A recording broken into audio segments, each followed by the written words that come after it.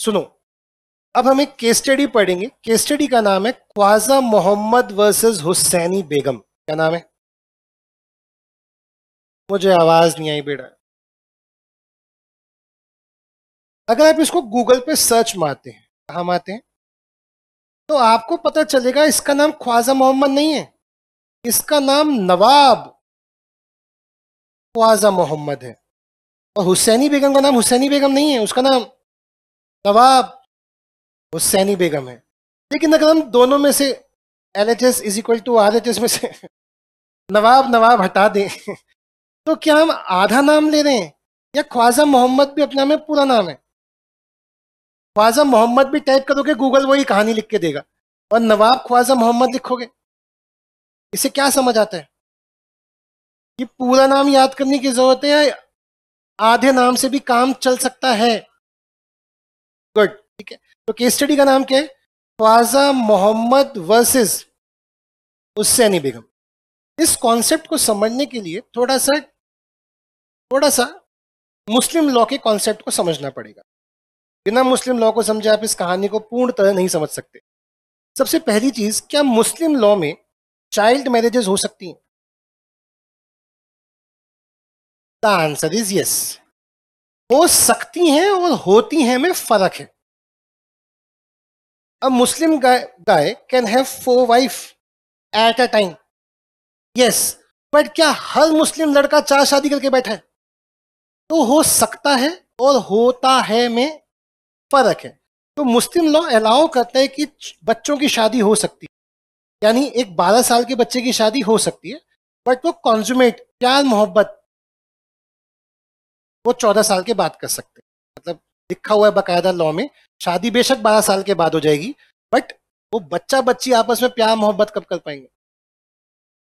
अब लिखा हुआ है का मतलब ये नहीं कि 14 के बाद ही करने लग जाते हैं प्यार मोहब्बत, लिखा हुआ है बस, ठीक है। तो जो पढ़े लिखे लोग होते होंगे वो 18 के बाद ही शादी करते होंगे, बट लॉ अलाउ करता है। और अभी तक इसके ऊपर कोई कोर्ट जजमेंट्स नहीं है, लॉ में कोई चेंजेस नहीं आए, इसलिए अभी तक ये कानून चल रहा है। लेकिन लोग इसको प्रैक्टिस करते होंगे, ये बात एक अलग चीज है। अरे बोलो हाँ।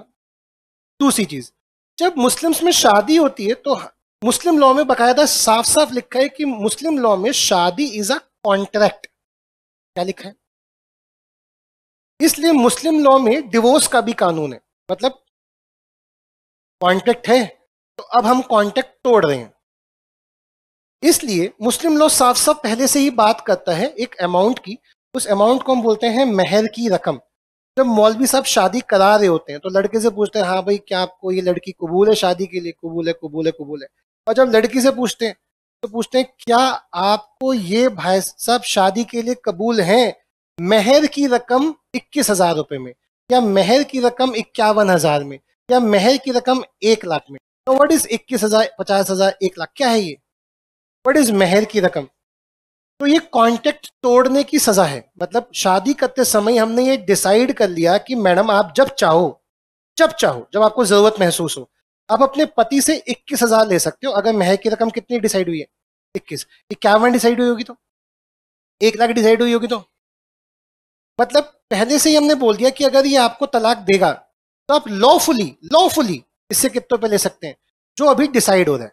अगर उस समय लड़की बोल दे नहीं कबूल नहीं है, 51,000 में ही लड़का कबूल नहीं है, तो शादी होगी या नहीं होगी? क्यों नहीं होगी? लड़की ने ऑफर एक्सेप्ट ही नहीं किया। तो महर की रकम कितनी हो ये डिसाइड करने का हक किसका है? समझ रहे हो? उस जमाने के हिसाब से देखा जाए तो मुस्लिम लोग कितना प्रोग्रेसिव है। उसने पहले ही सोच लिया लड़का लड़की को दगा देगा, तो लड़की अपनी सुरक्षा के लिए पहले से ही क्या करो, अमाउंट सर्टेन कर लो कि तुम्हें कितना रुपया चाहिए। अब जिस जमाने में कानून बना होगा उस जमाने में लोग अपने पापा मम्मी का लिहाज कर लेते होंगे, तो उस जमाने की बात कर रहा हूँ। लड़का क्या आपको कबूल है 11 रुपए में? लड़की ने बोल दिया हाँ, पापा मम्मी ने बोला हाँ, बोलो तो ठीक है पापा, हाँ हाँ हाँ। लड़के ने डिवोर्स दे दिया, लड़की को कितने रुपए मिल सकते हैं? तुम देख रहे हो इसका मिसयूज कैसे हो रहा होगा। क्या मिसयूज हुआ? जब डिवोर्स दिया तो कितने ही मिले? 11। इसलिए अगर आपको मैं स्मार्ट बना रहा हूं, अगर आपकी शादी हो रही है, आप मुस्लिम कम्युनिटी से बिलोंग करते हैं और आपकी शादी हो रही है और मौलवी साहब पूछ रहे हैं बकायदा 1 लाख रुपए में कबूल है, तो आप सोच लो पहले कि क्या 1 लाख में गुजारा हो सकता है। अगर नहीं तो एक्सेप्टेंस देने की जरूरत ही नहीं, आप अपने हिसाब से रकम बढ़ा लो।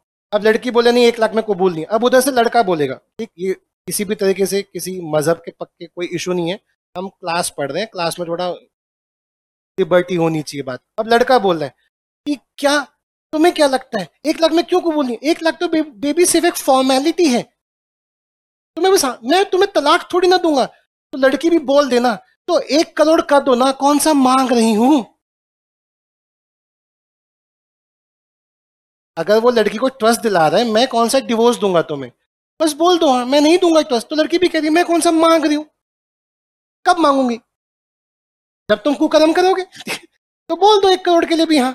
और अगर बोल दिया 1 करोड़ के लिए ठीक है, तो अब उसको 1 करोड़ देने पड़ेंगे लॉफुली। ऐसा कौन कहता है? मुस्लिम लॉ। मुस्लिम लॉ में शादी क्या है और लड़की की सुरक्षा के लिए क्या मेहर की रकम का कॉन्सेप्ट है, और हिंदू लॉ में क्या कॉन्सेप्ट है? देखो हिंदू लॉ ना बड़ा, हिंदू लॉ ना इन्फ्लेशन के साथ चलता है। जब लड़के की शादी लड़की से हुई, लड़का 24 साल का था, लड़की 21 साल की थी, लड़का कमाता था 10,000 रुपए महीना। सोचो अगर ये हिंदू बॉय है और अगर ये मुस्लिम बॉय है, जरा ध्यान से सुनना, अगर ये मुस्लिम बॉय है, ये भी 10,000 कमाता है, ये हिंदू बॉय है, ये 24, ये 10,000 कमाता है, दोनों 10,000 कमाते हैं 24 साल की एज में। अब लड़की से हमने क्या बोला भाई 1 लाख रुपए ले ले, लड़का कमाता ही कितना है 1 लाख, तो 10,000 रुपये महीना, 1,20,000 साल का, तो मान जाए 1 लाख में। अगर मुस्लिम लड़की मान गई और शादी टूट रही है, जब शादी टूट रही है तब लड़का हो चुका है 35 साल का, हिंदू में भी और मुस्लिम में भी। इस लड़के की दोनों की जो जॉब है, जो दोनों की इनकम है, वो हो चुकी है 1 लाख रुपए महीना। मुस्लिम फीमेल को कितना ही मिलेगा 1 लाख। क्यों? क्योंकि गरीबी के टाइम पे 1 लाख में मान गई थी वो। हिंदू लोगों का कॉन्सेप्ट कितना धांसू है, इन्फ्लेशन चल रहा है बेटा। अब डिवोर्स हुआ है ना, क्या हिंदू लॉ में पहले से अमाउंट डिफाइन था कितना मिलेगा? कब डिफाइन होगा?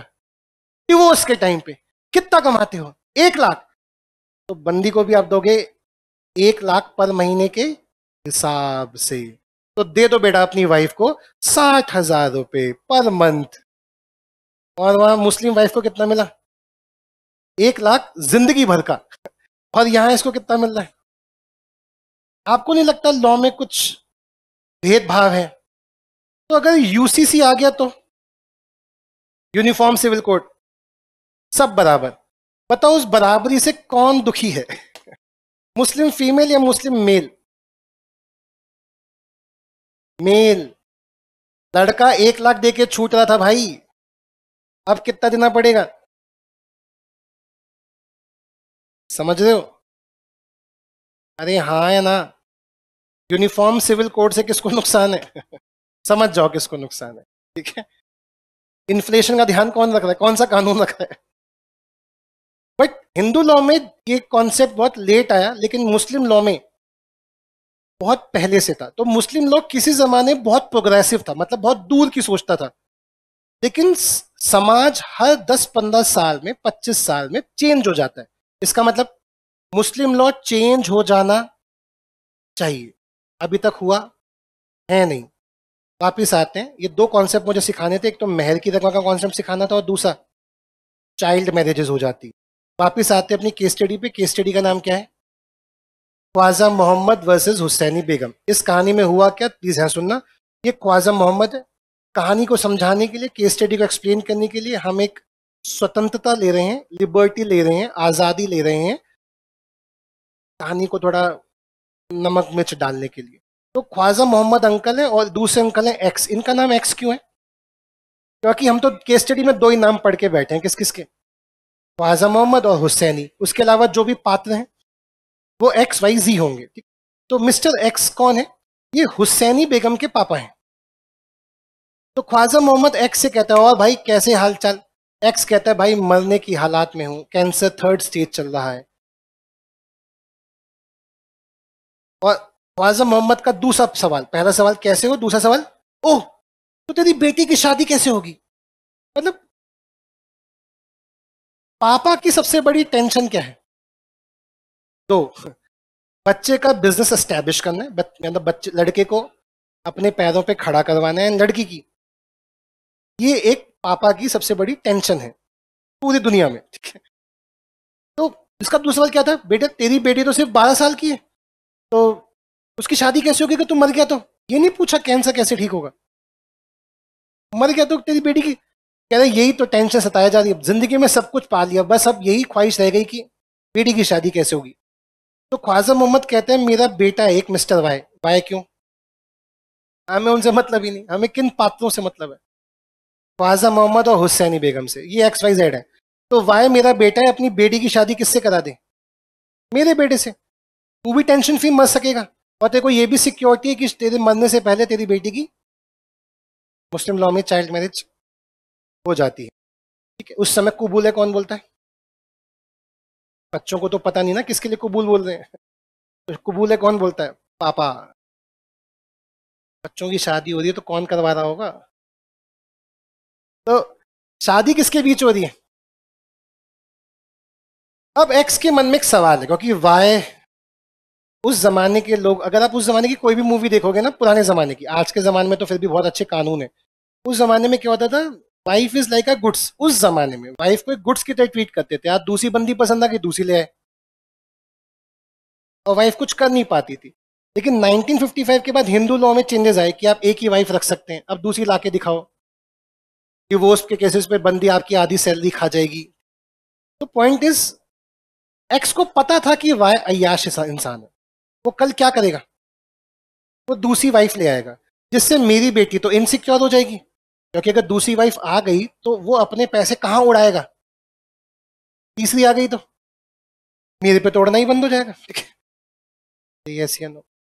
तो उसने इस बात का ध्यान रखा, उसने ये बात ख्वाजा मोहम्मद से कही, नहीं नहीं नहीं तेरे बेटे से शादी नहीं कराऊंगा, वो थोड़ा नालायक इंसान है, मेरी बेटी का ख्याल नहीं रखा तो ख्वाजा मोहम्मद अंकल जी ने एक वचन दिया। किसको वचन दिया, ध्यान से देना कॉन्टेक्ट किसके बीच हो रहा है, ध्यान से देख लेना कॉन्टेक्ट किसके बीच हो रहा है। और क्या बोला कि मेरे मेरे पास ना एक प्रॉपर्टी है, उस प्रॉपर्टी से मुझे रेंटल इनकम आती है, और उससे जो रेंटल इनकम आती है मैं अमाउंट भी स्पेसिफाई कर रहा हूँ क्योंकि कॉन्टेक्ट शुड बी सर्टेन, तो मैं हर महीने 5,000 रुपये तेरी बेटी हुसैनी बेगम को दूंगा, जस्ट बिकॉज क्यों, ताकि तू अपनी बेटी की शादी मेरे बेटे से कराए और तेरे को ये टेंशन ना हो कि तेरी बेटी का मेंटेनेंस कैसे चलेगा, तो मैं तेरे को खर्चाए पाने दान, क्या बोल रहा हूँ, क्या उर्दू में ऐसे बड़ा यूज करते हैं, खर्चा ए पान ए दान, मुगले आजम, जश्न ए बहारा, तो खर्चाए पाने दान को इंग्लिश में कहते हैं बीटल लीफ एक्सपेंस, बीटल मतलब पान का पत्ता, और मतलब हमारे पुराने जमाने के लोग ना पान बहुत खाते थे, पुरानी कोई भी मूवी उठा के देख लेना, इसलिए इंडिया में जगह जगह लिखा रहता है थूकना मना है, क्योंकि हम लोग क्या करते हैं, थूक देते हैं, पान खाते हैं हम लोग, तो खर्चाए पान, अब पान कौन खा सकता है, पान खाने के बाद खाते हैं, मतलब पान खा रहे हो मतलब खा पी लिया, तो खाने पीने के खर्चे को इनडायरेक्टली क्या पुकारा गया, खर्चाए पाना, कि मतलब नेसेसरी खर्चे दे दूंगा, 5,000 में हो जाएगा तेरा गुजारा, खाने पीने का जो भी लत्ता पत्ता खरीदना होगा। तो ये वादा किया किसने किसको, ख्वाजा मोहम्मद वर्सेस एक्स के बीच सौदा हो रहा है, कॉन्टेक्ट किसके बीच हो रहा है, एक्स तो बीमार था ही, कुछ दिनों बाद मर जाता है, और ऑब्वियस ही बात है वाई और हुसैनी बेगम के बीच लड़ाई हो जाती है, और वो लड़ाई होने की वजह से उस घर को छोड़ देती है और अलग रहना शुरू कर देती है। हुसैनी बेगम ख्वाजा मोहम्मद से पैसे मांगती है, नहीं मिलता, कोर्ट जाती है, कोर्ट वापस कर देती है, या कोर्ट कहती है कि हैस हुसैनी बेगम ख्वाजा मोहम्मद आपको पैसे देना पड़ेगा, ख्वाजा मोहम्मद उस कोर्ट जजमेंट से खुश नहीं होता और वो हाई कोर्ट में अपील करता है, इसलिए केस स्टडी का नाम क्या है, वर्सेस, पहले निचली कोर्ट में चला होगा केस, फिर कहाँ गया, तो हाई कोर्ट कौन लेके गया होगा, इसलिए वो यहाँ आ गया, वो वहां चली गई, तो ख्वाजा मोहम्मद वर्सेस हुसैनी बेगम। अब क्या हुआ, जज साहब ने फिर पूछा, हाँ भाई दिक्कत क्या है, आपको पैसे देने पड़ेंगे। तो ख्वाजा मोहम्मद के वकील ने 2 क्वेश्चन किए। क्वेश्चन नंबर 1, जज साहब पहली बात तो ये कि ये जो हुसैनी बेगम है ये कॉन्ट्रैक्ट की पार्टी नहीं है,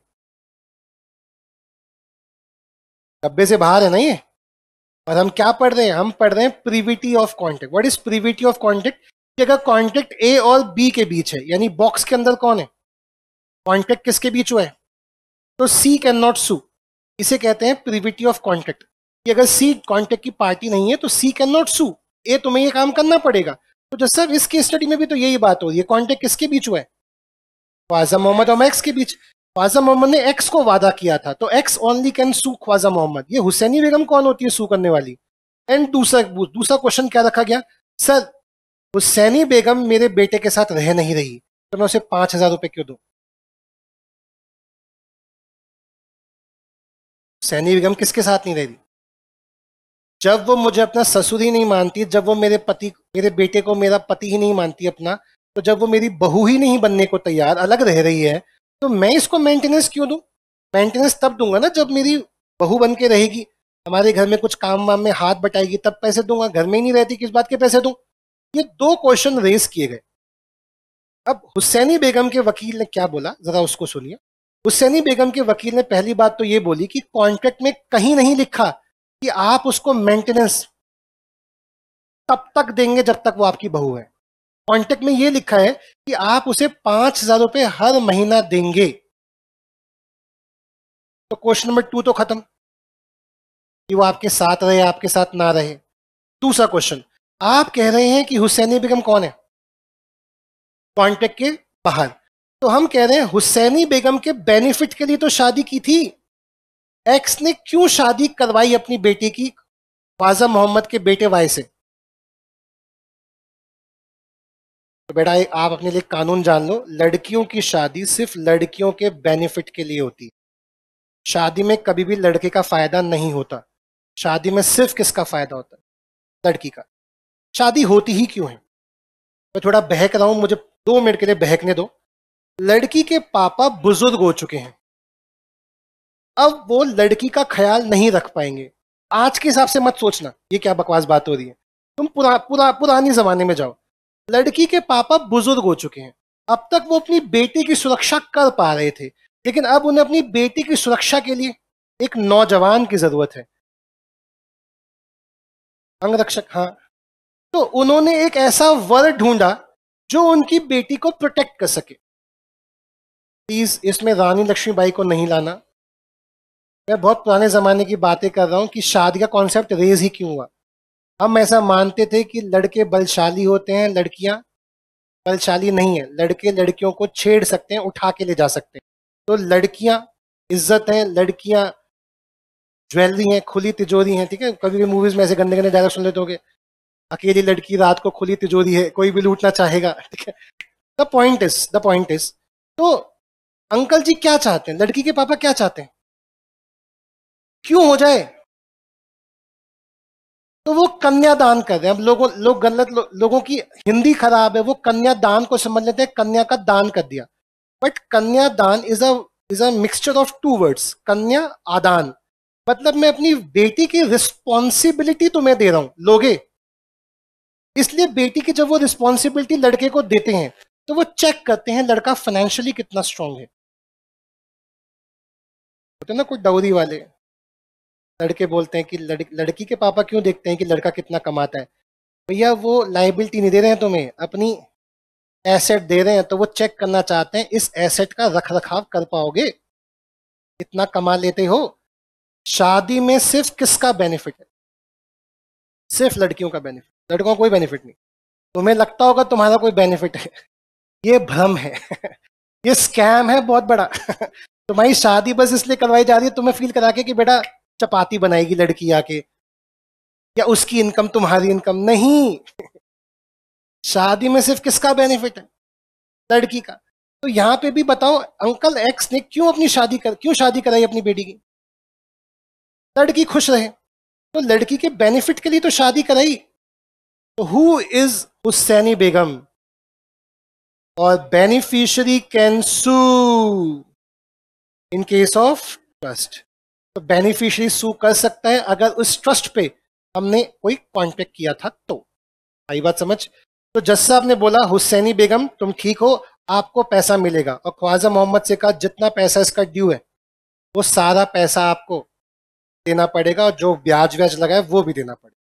तो इस केस स्टडी में कौन जीता? ख्वाजा मोहम्मद वर्सेस हुसैनी बेगम में हुसैनी बेगम को जिताया गया। और इससे कौन सा कॉन्सेप्ट समझ आया कि beneficiary can sue in case of beneficiary के बेनिफिट के लिए कॉन्टेक्ट किया गया था तो बेनिफिशियरी सू कर सकता है, बेशक वो कॉन्टेक्ट की पार्टी नहीं था।